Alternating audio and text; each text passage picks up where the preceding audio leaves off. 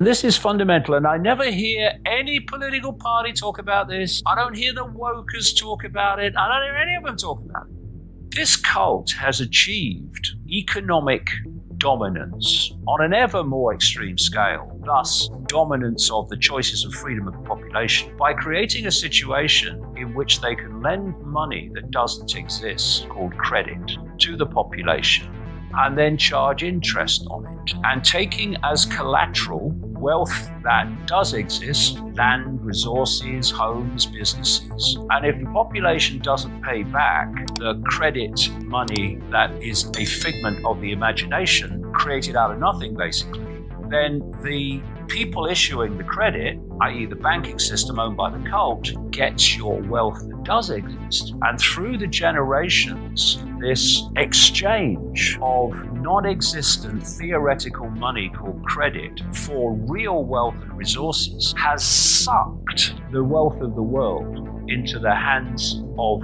the few. And through that dominance of financial control, they dictate the choices, or lack of them, of the population. And they dictate the choices of black people, white people, Asian people, all different kinds of people and sexualities. Why are governments borrowing money from private banking systems and the population paying interest upon that borrowing? Why aren't the governments issuing their own currency interest-free and lending it to the population interest-free to go about their commerce and go about their lives, creating opportunities and choices that they wouldn't otherwise have? Why are we allowing a privately owned, in the end, by a tiny few people, banking system to issue non-existent credit money and then be able to take the wealth of the people if they don't pay it back? And there's another thing on this. The same people that lend the money, the credit, dictate if the economy goes up or the economy goes down. Thus, they can lend lots of money and there's a boom. And then they can crash the economy and people can't pay back the loans that they took out. So what happens then? Now, what we're going to see in relation to what I've just said is a frenzy of repossession of properties. A frenzy, as the cult, which owns the banking system, were behind. Because the same people, the same cult is behind the banking system. If people want to focus on how we get our freedom, then private banks lending money at interest, non-existent money called credit, has to end, or at least it has to be an add-on. We need a system, not a communistic system, but a system where governments are able to issue the currency interest-free. Because you say to people, how is money created? And they say, oh, the government does it. Well, almost entirely it doesn't. Money comes into circulation by private banks lending credit. And when they lend lots of credit, then there's the opportunity for lots of economic activity. And when they squeeze the credit, what did they say in 2008? A credit crunch. When they squeeze the credit, they're taking out of circulation units of exchange, and economic activity cannot take place. And so we go into a recession. And this cult, via the banking system and via this system, is constantly dictating when it goes up and when it goes down. Because what their masters are making it go up and down, so they know when it's going up and down. And that an idiot could make vast amounts of money if you know when the economy and the stock market's going up and when it's going down. And this is how it works. Changing the banking system, taking control of our economic lives, our livelihoods, our choice out of the hands of private banks, that would change everything on the level that we are talking about. But no one ever talks about it politically. Why? Because Britain is a one-party state. We have a one-party state Labour Party, a one-party state Conservative Party. In America, you have a one-party state Republican Party, a one-party state Democratic Party. And these one-party groupings, all these major political parties, are ultimately controlled by the same network that controls the banking system. And because of that, the politicians controlled by those people are not going to challenge the banking system controlled by those same people. What this whole Marxism tyranny wants to sell is that everyone should be equal. But what does that mean?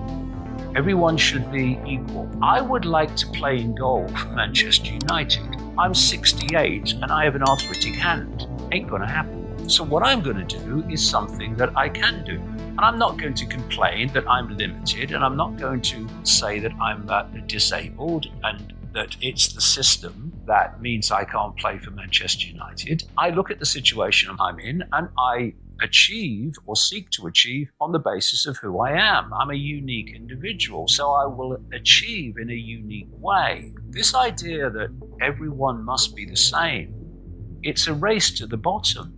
What we need is equality of opportunity so that someone's race or background is not a block on their ability to achieve what they want to achieve, as long as they have the ability to do it. We all have different abilities and different gifts. But what we don't want, surely, is equality of outcome, because that's a race to the bottom. Give people opportunity, and then what they do with that opportunity is entirely up to them. They might say, no, I don't want to take that opportunity. I want to go walking in India. All right, fine. Well, enjoy.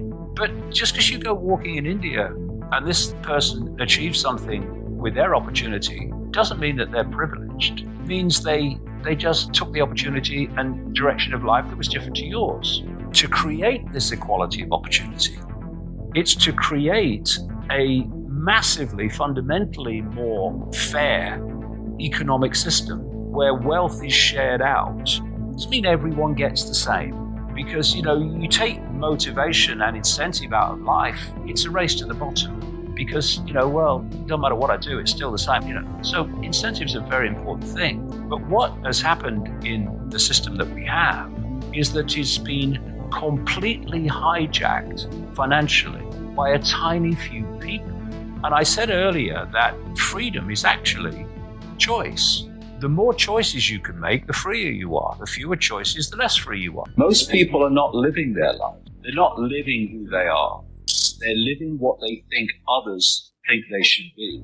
If you have people around you who so disrespect your right to be you, there's loads of other people out there that will respect you. Go and find them. Don't surround yourself with people that don't respect your right to be you. I don't care if they're family. I don't care who they are. If they don't respect your right to be you, then what you're doing, interacting with them all the time, it's just going to make you depressed. It's going to make you frustrated. Walk away. And if they then come round, great. But if they don't, well, equally great. It's like kids. I see this thing with parents. I've spoken to people who are still feeling guilty for not doing with their lives what their parents wanted them to do. If your mother wants to be a lawyer, she can go and be a bloody lawyer. If you want to walk in India, go walk in India. And if your mother, I don't care, all these stuff, I don't care. You will only express your true, unique self if you refuse to let anyone impact and suppress that expression of your true, unique self.